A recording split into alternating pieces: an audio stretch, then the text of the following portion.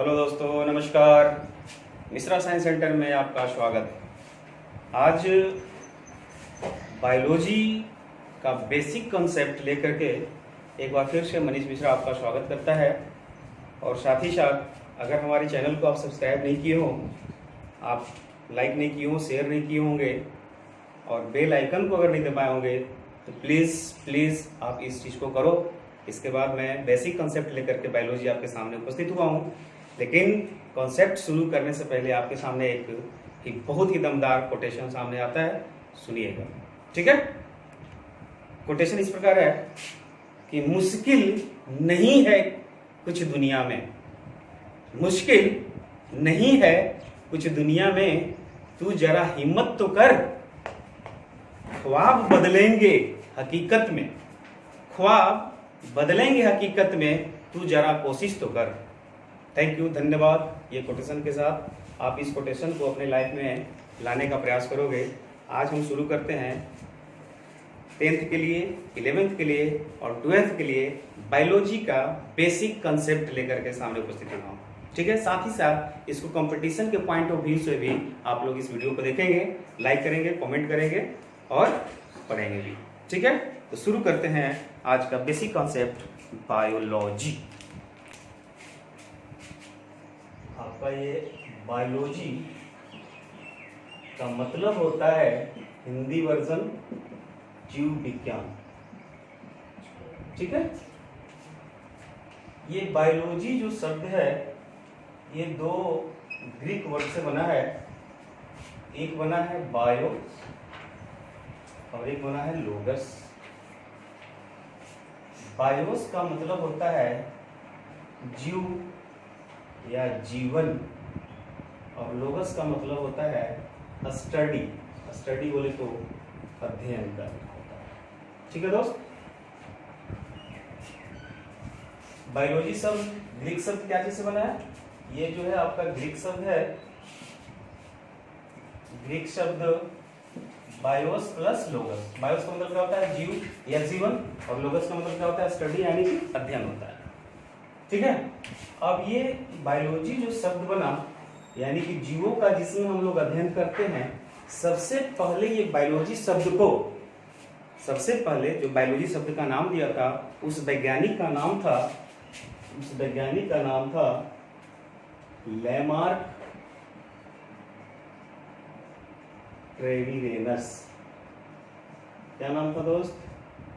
Lamarck और Treviranus. ये दो वैज्ञानिक लैमार्क और ट्रेविरेनस जो थे वो बायोलॉजी का सबसे पहला नाम दिया था। लेकिन अगर फादर ऑफ बायोलॉजी कहा जाए, ये फादर ऑफ बायोलॉजी कौन है, तो आप बोल सकते हो कि बायोलॉजी का फादर जो है एरिस्टोटल है, यानी कि अरस्तु हैं। ये अरस्तु को फादर ऑफ बायोलॉजी क्यों कहा गया? क्योंकि अरस्तु जो थे इस बायोलॉजी टर्म को एक बुक के द्वारा काफी अध्ययन किया था। वो बुक का नाम था, उस बुक का नाम था हिस्टोरिका ऑफ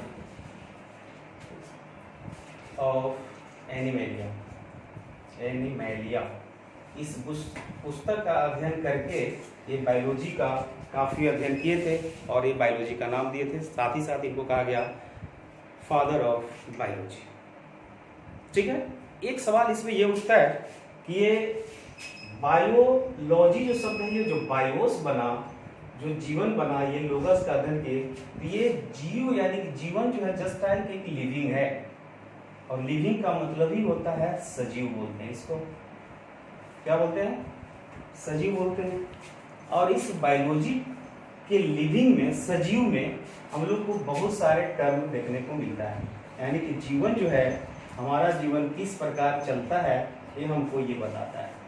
तो सबसे पहले जो आपका जीवन में सबसे बड़ा जो योगदान रहता है वो रहता है आपका रेस्पिरेशन का। एक सिस्टम है रेस्पिरेशन, और रेस्पिरेशन का मतलब होता है, सिस्टम बोलेंगे इसको, रेस्पिरेशन का मतलब होता है श्वसन तंत्र। क्या होता है दोस्त? श्वसन तंत्र। बारी बारी से इस चीज को हम लोग देखेंगे। रेस्पिरेशन। ठीक है? दूसरा जो टर्म आ रहा है आपका वो आ रहा है न्यूट्रिशन, यानी कि हमारे लिविंग में यानी कि जीवन में ये सभी सिस्टम का बहुत बड़ा योगदान होता है। न्यूट्रिशन यानी कि पोषण,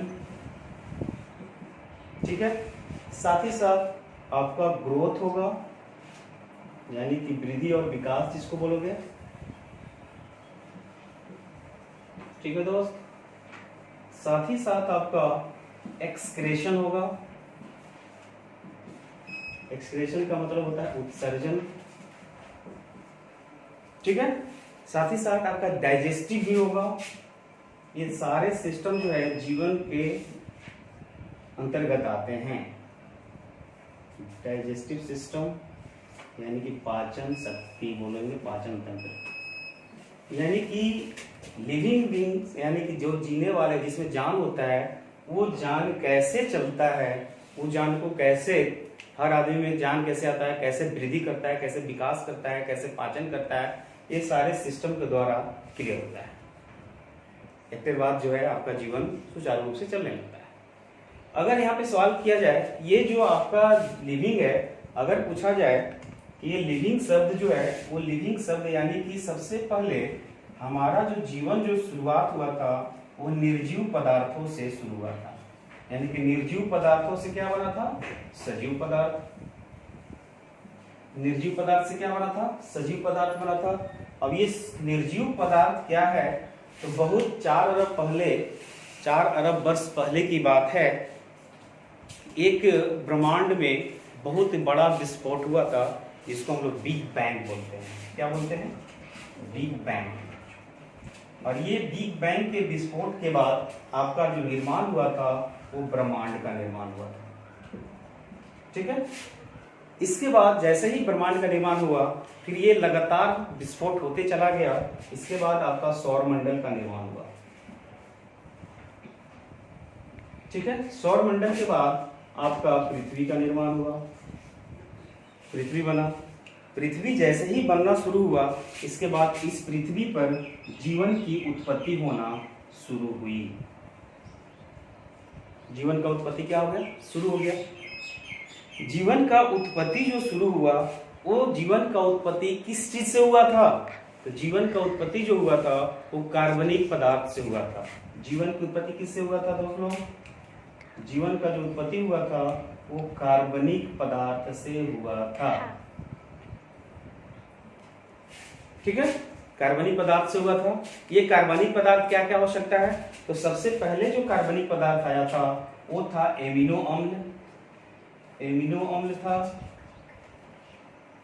फैटी एसिड यानी कि वसीय अम्ल, ठीक है। फिर आया था आपका शुगर था, फिर आपका क्या था? मीथेन था, प्लस में प्यूरिन था। प्यूरिन में सभी विटामिन यानी कि प्रोटीन आ जाते हैं। ये सभी मिल करके यानी कि जितने भी कार्बनिक पदार्थ थे, ये सभी कार्बनिक पदार्थ मिल करके हमारे शरीर का एक जीव द्रव्य बनाया, ठीक है, प्रोटोप्लाज्म। ये प्रोटोप्लाज्म बना दिया। ये जीव द्रव्य से यानी कि प्रोटोप्लाज्म से आपका जीवन की उत्पत्ति शुरू हो गई। यानी कि जीवन की उत्पत्ति कैसे शुरू हुई? यानी कि जीव द्रव्य बना। जीव द्रव्य बना, इसके बाद क्या हुआ? कोशिका का निर्माण हो गया। यही जीव द्रव्य जो था, यही आपका जो जीव द्रव्य था, ये आपको सेल का निर्माण कर दिया, कोशिका का निर्माण हो गया। अब यहाँ पे कोशिका जो है धीरे धीरे कोशिका बनने लगे, कोशिका का निर्माण शुरू हो गया। अब यहाँ से इस कोशिका से आपका जीव का निर्माण शुरू हो गया। जीव का निर्माण शुरू हो गया, ठीक है। समझ में आया? फिर से एक बार देखते हैं, जितने सारे चीज हम लोग देखे इसको एक बार फिर से रिवाइंड करता हूँ कि बेसिक कंसेप्ट हम लोग बायो का देख रहे हैं। बायो जो है, बायोलॉजी जो है, 2 टर्म से बना है। एक ग्रीक शब्द है, एक बायोस है, दूसरा का क्या है? लोगस।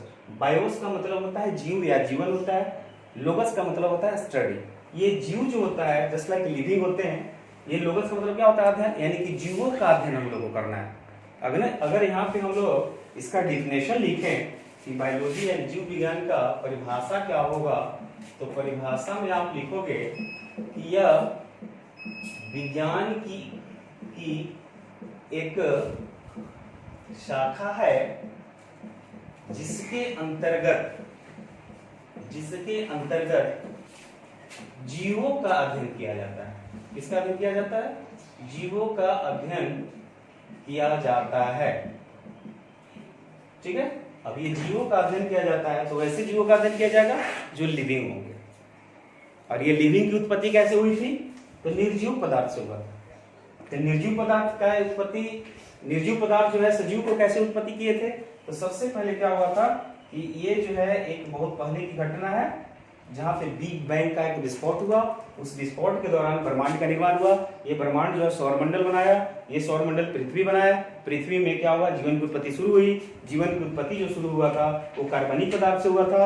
अब ये कार्बनिक जो पदार्थ था, वो कार्बनिक पदार्थ जैसे एमिनो अम्ल था, फैटी एसिड था, शुगर था, मिथेन थे, प्यूरिन थे।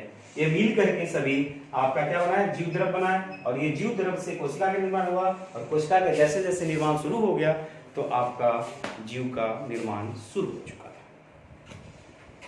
ठीक है, अगर आप कॉपी कलम लेके बैठे हो तो इसका स्क्रीनशॉट करोगे। अब आगे लिखने वाले हैं, ये बायोलॉजी जो टर्म था, वो बायोलॉजी टर्म में कौन कौन से ऐसे वैज्ञानिक थे, वो क्या क्या किए थे, आगे लिखते हैं। इसका स्क्रीनशॉट करोगे, लिखोगे।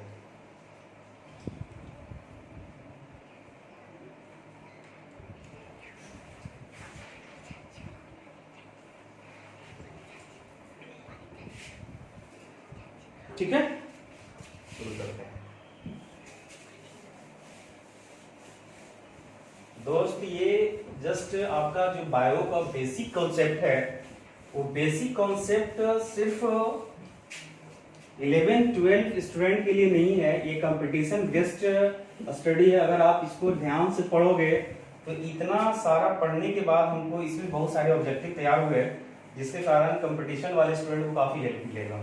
तो जो भी स्टूडेंट एयरफोर्स, नेवी या अदर कंपटीशन का एग्जाम देते हैं, उसमें आपको ये हेल्प करेगा। और प्लीज इस वीडियो को अच्छा से देखें। अगर समझ में आता है दैट्स गुड, नहीं भी समझ में आता है तो उसको कमेंट करके बताएं, मैं उसको पूरा करने का प्रयास करूंगा। ठीक है, अब सवाल ये उठता है कि वैज्ञानिक इसमें बहुत सारे आए, और हर एक वैज्ञानिक का क्या क्या काम था, कैसे इस जीवन को बढ़ाने में इन लोग का योगदान था, ये चीज को देखते हैं। तो सबसे पहले हम अभी जस्ट देखे हैं, पहला वैज्ञानिक का नाम ले लूं तो सबसे पहले बायोलॉजी का नाम जो दिया था लेमार्क तथा ट्रेविरेनस दिए थे, डेविजी। और ये लेमार्क और ट्रेविरेनस जो थे वो आपको बायोलॉजी को दो भाग में बांटे थे। एक बांटे थे जंतु के रूप में, एक बांटे थे जंतु विज्ञान के रूप में, और एक बांटे थे वनस्पति के रूप में। ठीक है दोस्त, यानी कि बायोलॉजी टर्म का नाम सबसे पहले कौन दिया था? तो लेमार्क और ट्रेविरेनस दिए थे, और इन्होंने ही बायोलॉजी को दो भाग में बांटा था। ठीक है, अगला जो वैज्ञानिक है वो वैज्ञानिक है, जैसे ये जंतु विज्ञान है और ये वनस्पति विज्ञान है। ये जंतु विज्ञान और वनस्पति विज्ञान का जो जनक था, तो दूसरे के जो वैज्ञानिक थे, जंतु विज्ञान के जो जनक थे, वो आपका था अरस्तु, यानी कि एरिस्टोटल। वनस्पति विज्ञान के जो जनक थे वो थे थियोफ्रेटस। थियोफ्रेटस नाम का वैज्ञानिक था। ये थियोफ्रेटस क्या किए थे कि एक पुस्तक लिखे थे, हिस्टोरिका एनिमेलिया। और इस पुस्तक का अध्ययन करने के बाद इन्होंने जीवों को लगभग 500 प्रजातियों का इन्होंने अध्ययन किया था और एक बुक लिखा था।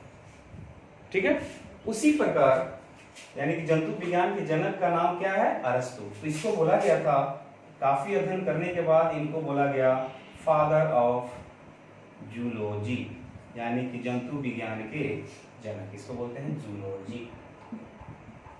ठीक है दोस्त, फादर ऑफ जूलॉजी कौन है? कोई पूछे कि फादर ऑफ जूलॉजी कौन है, फादर ऑफ यानी कि जंतु विज्ञान के पिता कौन है, तो आप बोलोगे अरस्तु।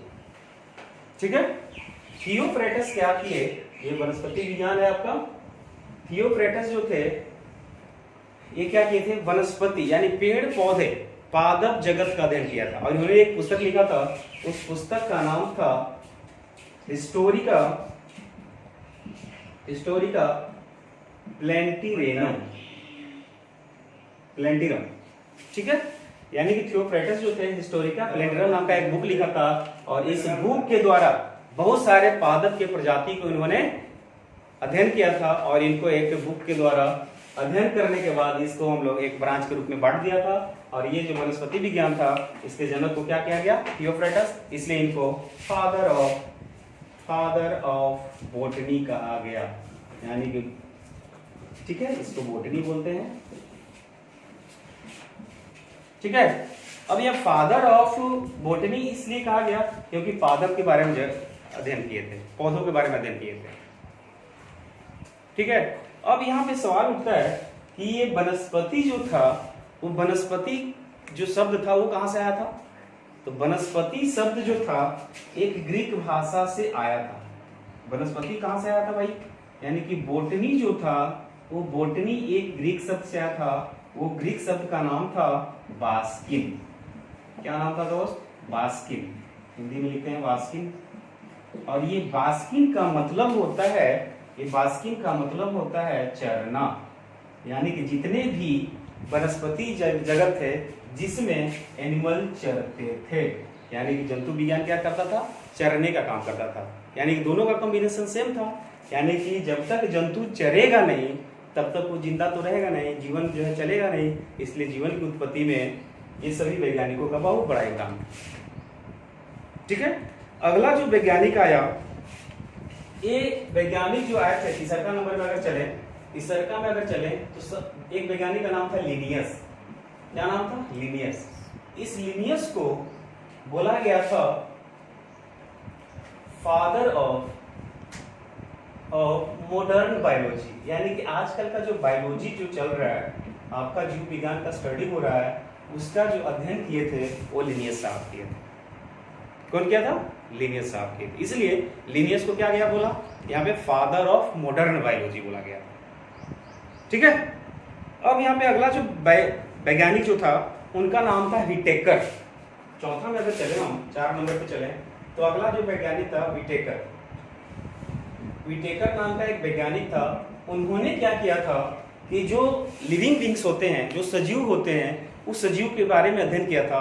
और इतने सारे सजीव जगत थे, इतने सारे जीव जंतु थे, उस जीव जंतु के एक बार अध्ययन करना काफी मुश्किल होता था।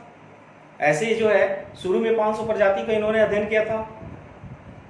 धीरे धीरे धीरे धीरे धीरे आपका प्रजाति की संख्या बढ़ते चला गया। इसका अध्ययन हम लोग कैसे करेंगे, बहुत टेंशन की बात था। और इससे निजात पाने के लिए विटेकर साहब ने अपना खुद का अध्ययन किया, और करने के बाद सजीव जगत को 5 वर्गों में वर्गीकृत कर दिया। तो विटेकर साहब क्या किए थे, सजीव जगत को 5 वर्ग में वर्गीकृत किए थे। ठीक है, तो यहाँ पे 5 वर्ग कौन कौन हो सकता है, यहाँ पे लिखेंगे सजीव को 5 वर्गों में वर्गीकृत किया था। फर्स्ट कौन था, मोनेरा।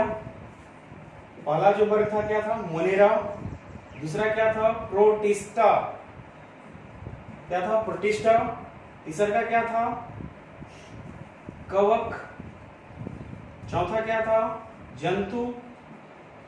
और 5वां क्या था, पादप।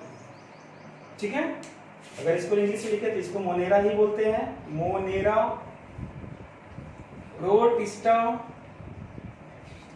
Fungi, animalia,